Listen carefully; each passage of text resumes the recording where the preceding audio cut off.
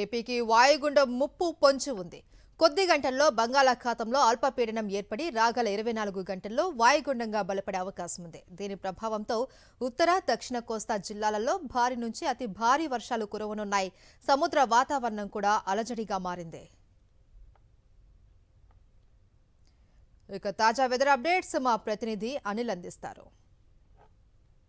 కొద్ది గంటల్లో బంగాళాఖాతంలో అల్పపీడనం ఏర్పడే అవకాశం ఉంది. క్రమంగా ఉత్తరాంధ్ర, దక్షిణ ఒడిశా తీరాల వైపు కదిలేటువంటి సూచనలు కూడా స్పష్టంగా కనిపిస్తున్నాయి. ఒకసారి మనం విజువల్స్లో చూడొచ్చు. సముద్ర వాతావరణం కూడా పూర్తిగా అలజడిగా మారినటువంటి సందర్భాన్ని కూడా మనం గమనించవచ్చు. ఇప్పటికే సముద్రంలో చేపల వేట చేస్తున్నటువంటి మత్స్యకారులు వెంటనే సురక్షిత ప్రాంతాలకు తరలి రావాలని వాతావరణ శాఖ సూచించింది. అలాగే 5 రోజుల పాటు వేటకు వెళ్లరాదని కూడా వాతావరణ శాఖ హెచ్చరికలు జారీ చేసింది. ఇప్పటికే గడిచిన 2-3 రోజులుగా ఇటు ఉత్తర కోస్తాతో పాటు రాయలసీమలో ఉన్నటువంటి చాలా ప్రాంతాల్లో మోస్తరు నుంచి భారీ వర్షపాతం నమోదవుతోంది. ఈరోజు కూడా అదే పరిస్థితి కొనసాగబోతోంది. రేపు ఎల్లుండి చాలా ప్రాంతాల్లో భారీ నుంచి అతి భారీ వర్షాలు, ముఖ్యంగా దక్షిణ కోస్తా జిల్లాలైనటువంటి కృష్ణా, ఎన్టీఆర్, గుంటూరు, పల్నాడు, అలాగే ఏలూరు, అల్లూరు సీతారామరాజు జిల్లాల్లో భారీ నుంచి అతి భారీ వర్షాలు ఉండేటువంటి సూచనలు కూడా స్పష్టంగా కనిపిస్తున్నాయి. తీరం వెంబడి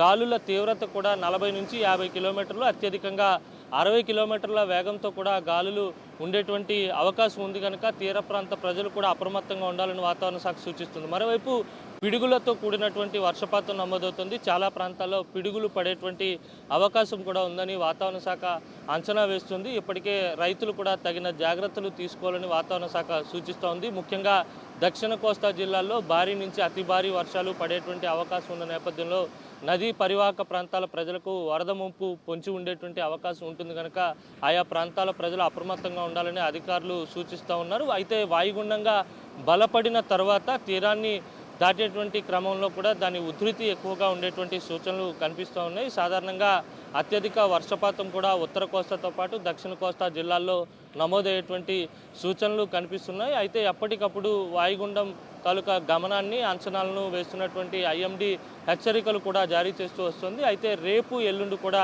భారీ నుంచి అతి భారీ వర్షాలు ఉండేటువంటి సూచనలు స్పష్టంగా కనిపిస్తున్నాయి. వీడియో జర్నలిస్ట్ అప్పలరాజుతో కలిసి అనిల్, సాక్షి టీవీ, విశాఖ సాగర్ తీరం నుంచి.